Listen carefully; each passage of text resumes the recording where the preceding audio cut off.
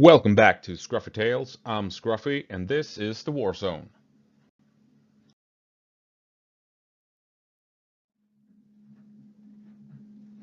I just realized the goddamn washing machine. Yes, in the background. Anyway, uh, in this video we will be checking out the Russian assault or attempted assault in the area surrounding Avdiivka in the Russian attempts to encircle the city and the massive industrial site. So we will be taking a look at a Russian assault that has been shared online in social media where they try and cross a big massive field. Something happens, they make a big massive U-turn, and then they get absolutely hammered by Ukrainian artillery, including cluster munitions and standard artillery shells and what have you. And it is a massive disaster, and we will be taking a closer look at what's going on. So the Russians are cutting across this massive field with, I think it's two tanks leading the way, and they are then followed by 7 or 8 troop transports. I think it's a bit of a mix of BMPs and BTRs. And they're crossing this huge, wide open field. And we know that this assault ends with the Russians getting hit by Ukrainian artillery, but so far they seem to be more or less untouched by Ukrainian artillery. They are crossing this field without the Ukrainians shooting at them, which might indicate that this assault actually took the Ukrainians by surprise. They weren't prepared, they hadn't artillery ready, and the Russians pushed across the field at speed to take the Ukrainians by surprise, which so far seems to be working. Not only that, they are actually providing fire support, putting down suppression on this tree line that they're trying to reach. As you can see here, we can clearly see the tracers from an autocannon, probably a BMP with a 30mm automatic cannon, firing at the tree line. And the picture on the right, you can see the arrow indicating where they are actually hitting the tree line. So if this is just suppression in general or actually engaging Ukrainian troops hiding in the tree line, I don't know, but we can clearly see Russia providing suppression to allow the column of vehicles to cross without getting shot. So it appears as if the Russian objective is to take the Ukrainians by surprise and push across the field and reach the section of the tree line here marked with the red circle in order to outflank the Ukrainians that might be hiding in the blue square. Because the blue square is where the automatic fire is aimed at. However, it appears as if the tanks are not firing at all, so they are not shooting into the tree line that they are going for. So potentially there are no Ukrainians in that section of the woods. So what Russia wants to do is cross the field, reach the trees, get troops out of their transports, so they can start advancing into the area marked with the blue square.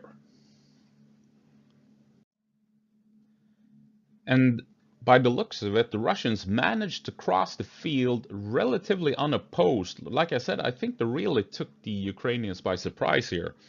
Not getting hit all that much initially here from Ukrainian artillery. Doesn't seem to be much fire going on at all. No anti-tank weapons being fired at all from Ukrainian positions.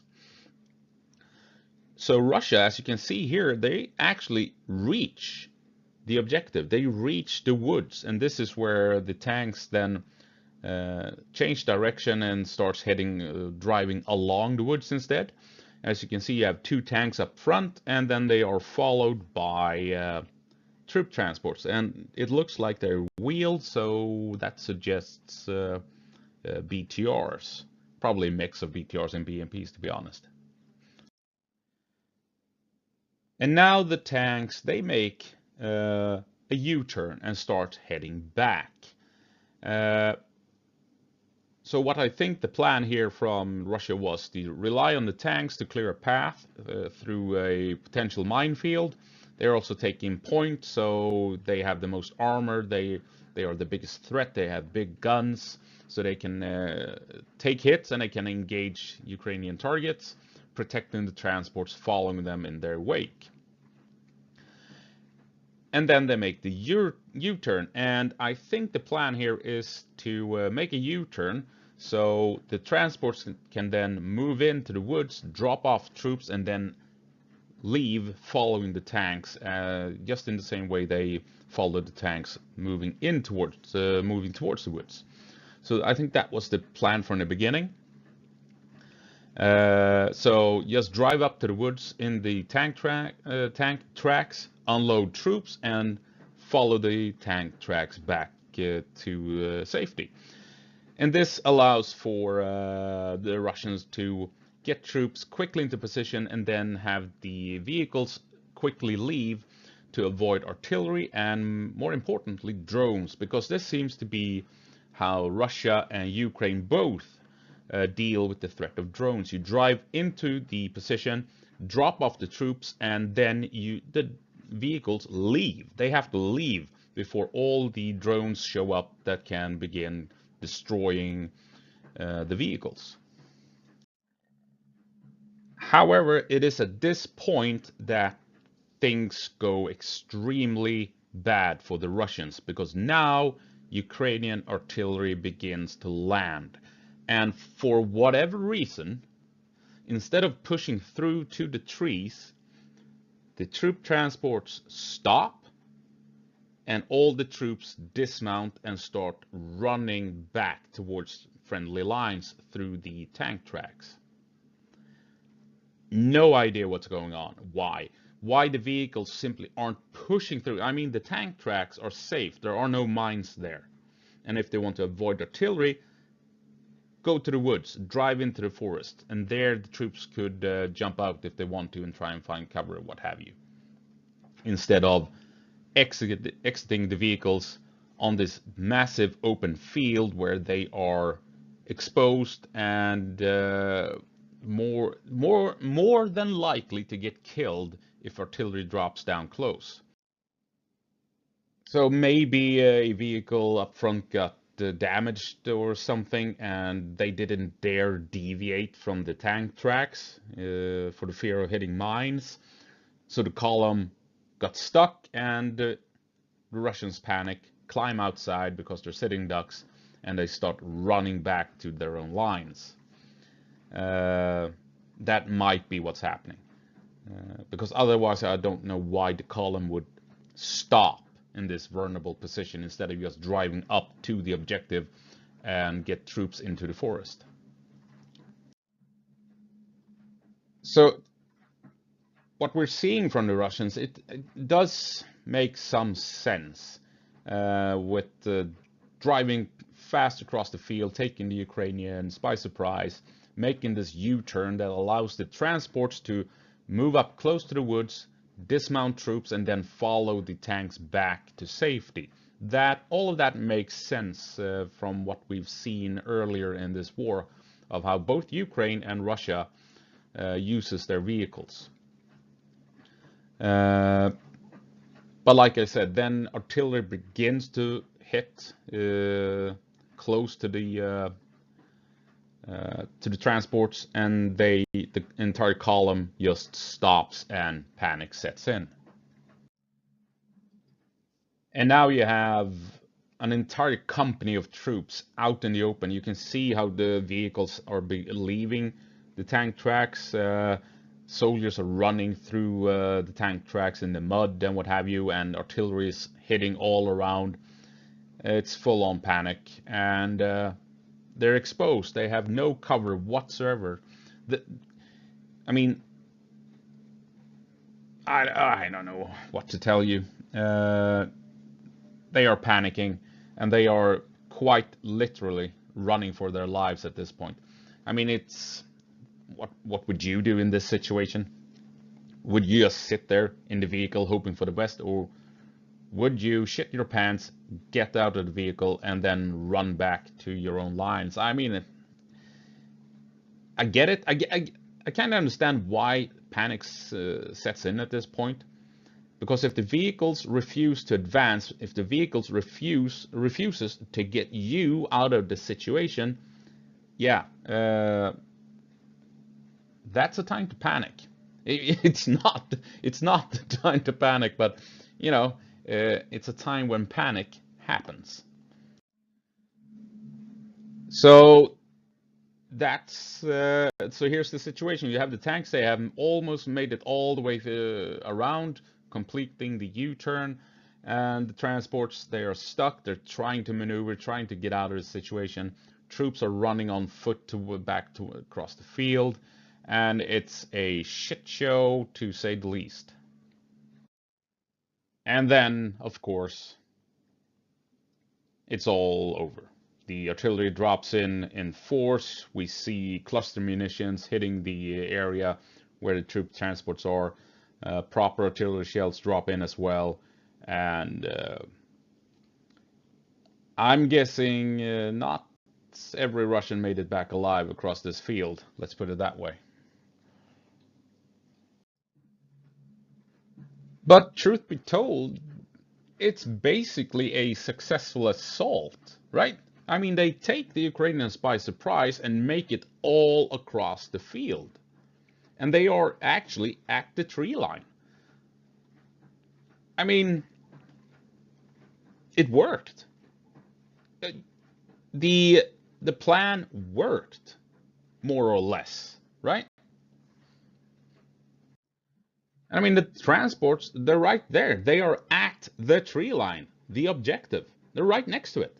I mean, you have the two tanks up front, closely followed by three troop transports. Troop transports that are right there. And I'm guessing that they actually dismounted their troops and they ran into the trees, probably ending up very alone as the rest of the vehicles didn't make it all the way up there.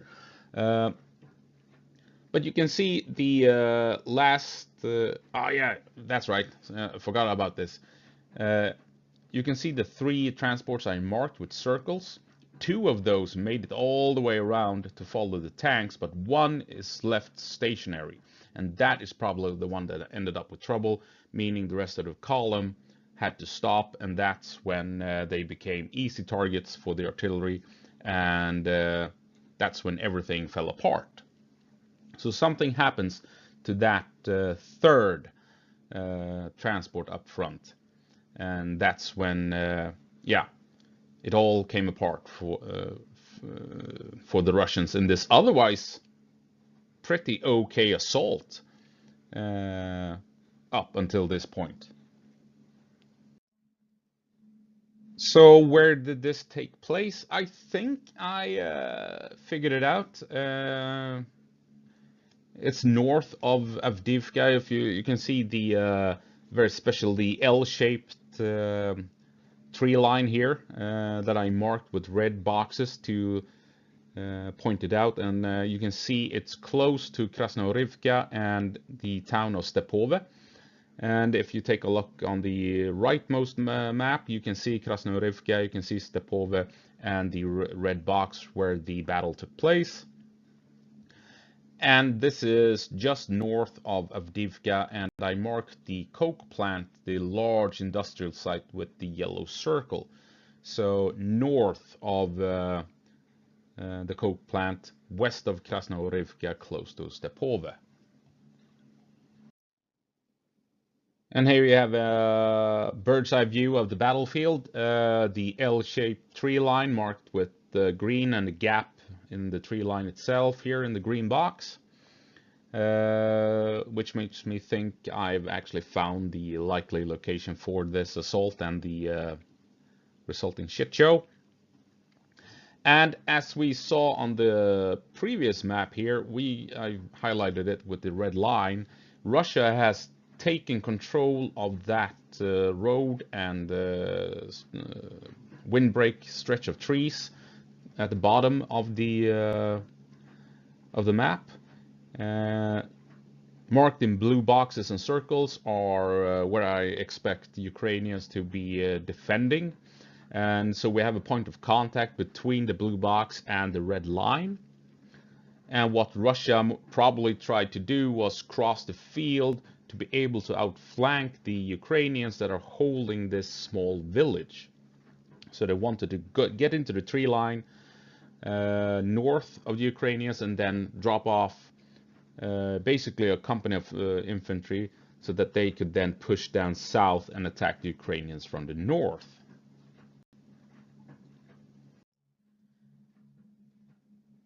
And this, of course, was part of a greater effort to push Ukraine out of this small village north of Stepove.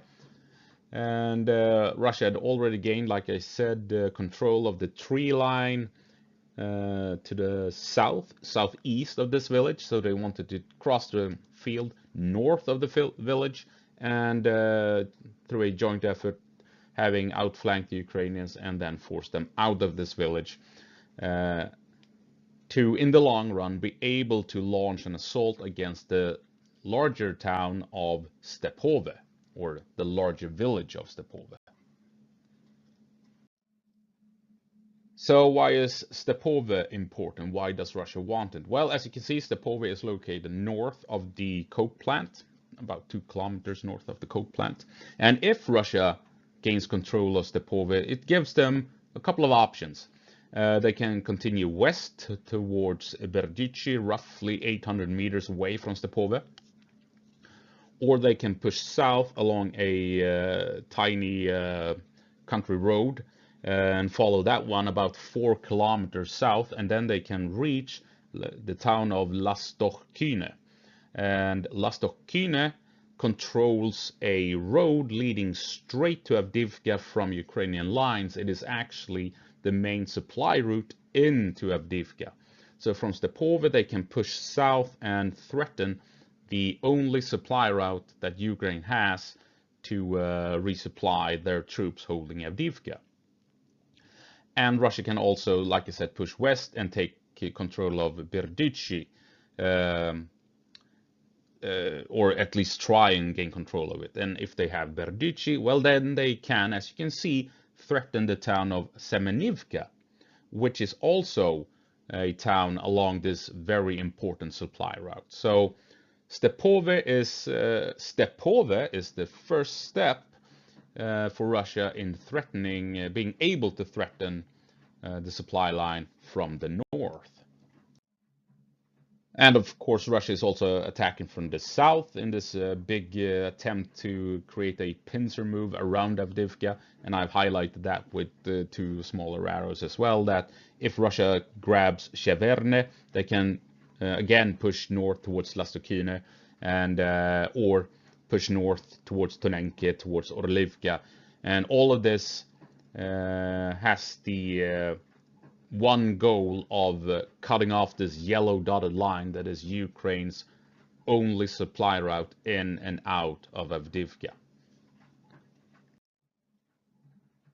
And from the Russian point of view, well, from Ukraine's point of view, from Russia, if they want to succeed, and for Ukraine, if they want to prevent this from happening, Stepove is really important. Because if Russia can't take Stepove, then they will not be able to threaten Ukraine from the north, obviously. And but if Russia takes Stepove, then Ukraine really is under great threat from the north of being surrounded and Russia being able to cut off Avdiivka. It is interesting, though, to take a look at the ISW map and not just Deep State map. because according to ISW, Russia has made some claims here. Now, Russia claims to have managed a substantial hooking maneuver going around Stepove and almost reaching Berdichi from the north. True or not, I don't know. It doesn't show in the deep state map, but I've highlighted here with the red line. This is roughly how Russia claims they have advanced in this area. True or not, I don't know, but we saw this Russian assault failing, so maybe that's an indication that Russia hasn't really gotten as far as they like to point out, or at least claim, right? But on the other hand, this is what Russia says they have achieved or claim they have achieved, and which might indicate what they're actually planning. They want to bypass the Pove and attack Berdichi. Meaning if they attacks the Pove and Berdichi simultaneously, it will be more difficult for Ukraine to defend Stepove, as they have to allocate troops to both towns, and that makes it more easy for Russia to push in and grab Stepove, giving them access to this small road heading south straight for Lastukchina, right? So I think Russia, if this is what Russia is after, I think I don't mean it makes sense. Like I always say, Russian generals, what they're doing makes sense. Their problem is that, you know, on the tactical level, company level, platoon level, Russians don't know what they're doing. They're just, you know, throwing bodies at the Ukrainian lines and hoping that someone gets through and close enough to throw a hand grenade, basically. So that's the dishwasher in the background, by the way. And so yeah, I don't know. Seems to be reports that the Ukrainians think that this Russian assault is over. That may be true, but yeah, we'll see. We'll see. I think Russia will keep pushing. They will keep pushing, I think. And by the looks of it, that yeah, they're taking lots of casualties, but if they're willing to take those casualties and still have more troops ready to just fill the holes in the lines, then I think they might actually succeed in surrounding Avdiivka, sadly. That's it. Thank you for watching. I hope you found it interesting. Yeah, Ukraine successfully beat off that armored column, thank God. Probably a lot of Russians didn't make it back to friendly lines, being out in the open when all that artillery hit. And yes, there are plenty of people saying that Russia has run out of steam around Avdiivka. I'm not so sure, because that's what people have said throughout this entire war, basically, that Russia has no more infantry left. They have no more vehicles left. They have nothing left. Their logistics have broken down. They have no food, no ammunition, no nothing. But yet, time and time again, they manage to gather troops, vehicles, and ammo and can throw it at the Ukrainians. And I mean, it's by the thousands when we're dealing with infantry, and hundreds talking about the vehicles. So no, I don't think it's over. No, this battle for Avdiivka will continue for throughout the year at least. And so yeah, hopefully Ukraine will hold the line, but this ain't over. Anyway, that's it. Go på marsch, Ukraine. And I'm gonna check my phone. Bye.